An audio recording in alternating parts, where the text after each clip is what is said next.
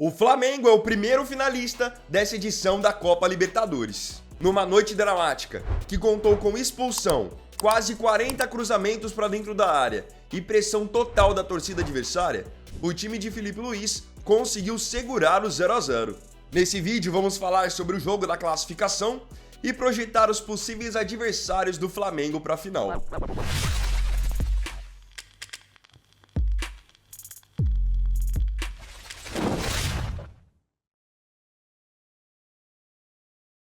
Vamos começar falando sobre o jogo de uma maneira geral. Se vocês pegarem a minha análise da semana passada, vocês vão ver que boa parte do que eu falei que poderia acontecer acabou realmente acontecendo. Eu tinha falado que no jogo da semana passada, o fato de o Flamengo ter vencido por apenas 1 a 0 era muito pouco, porque eu já esperava que no jogo da volta o Racing ia fazer toda essa pressão, essa comoção com a torcida e que absolutamente qualquer bola eles iam jogar para dentro da área. E foi exatamente o que aconteceu no jogo de ontem. O Racing basicamente não trabalhava bola nenhuma pelo meio-campo. Da zaga mesmo, eles já tentavam ligar direto no atacante, no Adrian Martinez, e qualquer bola que estava na lateral, eles jogavam de qualquer maneira para dentro da área. Isso no começo do jogo acabou não funcionando, o Flamengo estava bem posicionado, tanto que as melhores oportunidades do primeiro tempo ainda foram até do Flamengo. Duas boas finalizações do Luiz Araújo de fora da área. Teve bola em que o Flamengo quase saiu cara a cara com o goleiro. Então mesmo que o Racing estivesse ali na missão de buscar um gol e fazendo a pressão, o Flamengo ainda tinha ali válvula de escape. Foi mais perto do final do primeiro tempo que aí sim o Racing começou a apertar um pouco mais. Os cruzamentos começaram a ser mais perigosos, começou a rolar a defesa do goleiro Rossi, vou falar disso mais adiante. Só que o cenário que eu esperava para o jogo era esse. O Racing não era um time tão técnico quanto o do Flamengo. O Flamengo, quando quer jogar, quando tem um pouquinho de espaço para jogar, coloca a bola no chão e tem muita opção de jogada. Pode ligar uma bola direto no pivô, pode encontrar um atacante no facão, pode jogar pelas beiradas com os laterais apoiando, tem muito apoio dos jogadores de meio campo, fazendo o time ficar com a bola, e no caso do Racing não era assim. Como eu já esperava, era um monte de cruzamento aleatório para dentro da área. Tanto que o Racing encerrou o jogo com 38 cruzamentos para dentro da área, de acordo com dados divulgados pelo SofaScore. Desses 38 cruzamentos que foram para dentro da área do Flamengo, apenas 12 foram considerados certos pelo SofaScore, que inclusive é o aplicativo que eu pego as estatísticas, e depois se você quiser também ver estatísticas sobre os jogos que você quiser, vou deixar o QR Code aqui para fazer o download aí de graça, ou então clica no primeiro link da descrição. Então de 38 cruzamentos, que é um número muito alto, só 12 foram certos. E o Racing ainda teve 13 escanteios contra nenhum do Flamengo ao longo do jogo. Então no primeiro tempo o Racing teve um monte de cruzamento aleatório, mas pouco efetivos. Mas no segundo tempo que o Racing começou a ser mais perigoso. Até porque o Flamengo ainda teve que lidar com a expulsão do atacante Plata logo no começo da segunda etapa. E aí você tendo que correr fora de casa com um jogador a menos e com o time adversário pressionando, é óbvio que você mal vai conseguir ter a posse de bola e não vai conseguir criar nada também em termos ofensivos. Foi o que aconteceu. Então o Flamengo ficou ali basicamente se defendendo para segurar o 0 a 0 até o final do jogo e conseguiu fazer isso numa atuação muito boa do seu goleiro e dos seus zagueiros, que é exatamente o que eu vou falar a partir de agora. Só um adendo a mais sobre o time do Racing. Para mim, tinha alguns jogadores no banco do Racing que eram melhores que os titulares. Posso citar aqui o Zaracho, que vocês conhecem, ex-Atlético Mineiro, um jogador que quando entrou deu muita dinâmica para o jogo do Racing. E, obviamente, preciso citar aqui o Vieto, que é um jogador que vocês também provavelmente conhecem. Passagem pelo futebol espanhol, Al Hilal da Arábia Saudita, é o camisa 10 do Racing. O Vieto parece que a bola procura ele, não tem como explicar. Ele teve duas chances em que ele entra no finalzinho do jogo e a bola parece que cai no pé dele de maneira mágica. Em uma finalização, ele ajeita para finalizar e é travado. E na segunda finalização, ele mata de coxa dentro da área do Flamengo, solta uma bomba que ainda desvia no Emerson Royal, mas acaba parando no goleiro Rossi. E é sobre o Rossi que eu queria falar exatamente agora. Ontem, o Flamengo como um todo foi muito eficiente na marcação. Os atacantes ajudando na parte da recomposição, os meio-campistas marcando forte, tanto que ontem, por exemplo, o Pulgar fez uma partida incrível, saindo bem com a bola, firme na marcação, ganhando muitas bolas pelo alto. Na zaga, todo mundo também impecável, o Léo Pereira, o Danilo, o Léo Ortiz quando entrou, só que não tem pra onde correr. O nome do jogo é Agustin Rossi, que por sinal foi eleito também o melhor jogador em campo.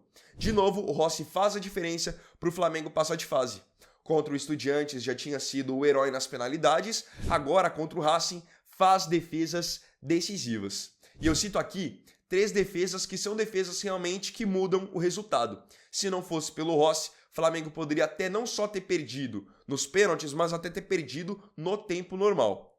Primeira defesa, no comecinho do jogo, cruzamento para dentro da área, uma cabeçada do Conechini no segundo pau, em que o Rossi faz uma defesa quase que em cima da linha. Depois, no segundo tempo, cabeçada do Adrian Martinez, também vindo pelo segundo pau, mais uma grande defesa do Rossi, nessa aqui demonstrando elasticidade. E aí a terceira defesa, que é aquela defesa que o time adversário olha e fala, poxa, a gente pode ficar aqui chutando até amanhã que não vai fazer gol, é justamente a finalização do Vieto, que o Vieto mata na coxa dentro da área, finaliza forte, no alto, ela ainda resvala no Emerson Royal e o Rossi consegue demonstrar reflexo e fazer mais uma boa defesa. Então ontem de novo ele estava, parece que iluminado, inspirado e conseguiu colocar o Flamengo na final. Aqui vem até uma curiosidade. Muitos não sabem, mas o Rossi está no processo de se naturalizar brasileiro. E como ele nunca jogou pela seleção da Argentina, então na teoria ele teria a possibilidade de receber uma convocação para a seleção brasileira. E o técnico do Flamengo, o Felipe Luiz, ele foi perguntado sobre isso na entrevista coletiva. Um jornalista argentino perguntou se ele acreditava que o Rossi poderia ser um dos nomes para ser goleiro da seleção brasileira. E o Felipe Luiz foi bem sincero, dizendo que não conseguia imaginar um argentino vestindo a camisa da seleção brasileira. Então, mesmo que na opinião do Felipe o Rossi tivesse essa capacidade por ser um bom goleiro, isso provavelmente não aconteceria. Agora vamos falar sobre as expectativas para a final. Primeiro ponto de tudo. O Flamengo estando na decisão, ele briga agora para se tornar o primeiro brasileiro da história a ser tetracampeão da Copa Libertadores. Hoje nós temos vários times empatados com 3 títulos. O Flamengo, o Palmeiras, o São Paulo, o Santos, o Grêmio. Então o Flamengo estando na final, ele pode se tornar o primeiro brasileiro a ser tetra, o que seria um enorme feito. Na final, o Flamengo ou pega a LDU do Equador ou pega o Palmeiras. Se o Palmeiras for para a final, também é outro time lutando para ser tetra. E seria também uma reedição da final de 2021. Eu enxergo que são 2 adversários bem diferentes para o Flamengo. Lembrando que a LDU tem a vantagem de ter feito 3-0 no Palmeiras na partida de ida lá na altitude. Então hoje eles jogam por um empate simples e podendo perder no Allianz Parque por até 2 gols. O que esses times têm de diferente cada um, pensando no jogo do Flamengo? O Palmeiras é um time que eu acho que ele se assemelha mais ao Flamengo. Hoje ele tem qualidade, tem muita opção de jogada, então é um time que joga e deixa jogar.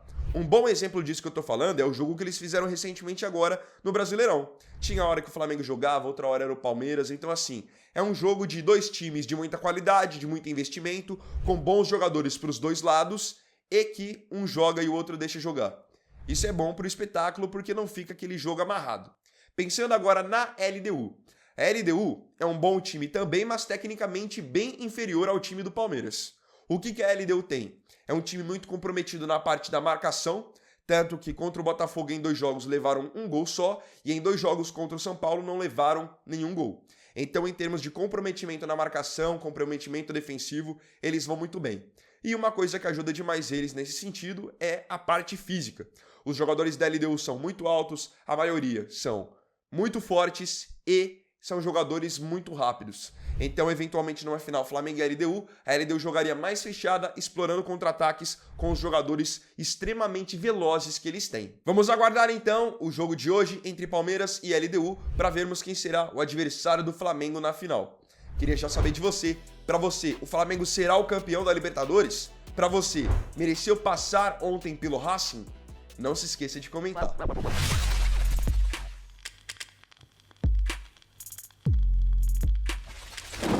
Então, bom, galera, esse vídeo aqui foi o primeiro dessa quinta-feira. Eu agradeço profundamente a você pela companhia em mais um vídeo. Se gostou, deixa o seu like, se inscreva no canal e compartilhe. Então é isso, galera. Tamo junto, até mais tarde e até o próximo vídeo. Fiquem com Deus. Vini Wagner aqui, valeu, falou e fui!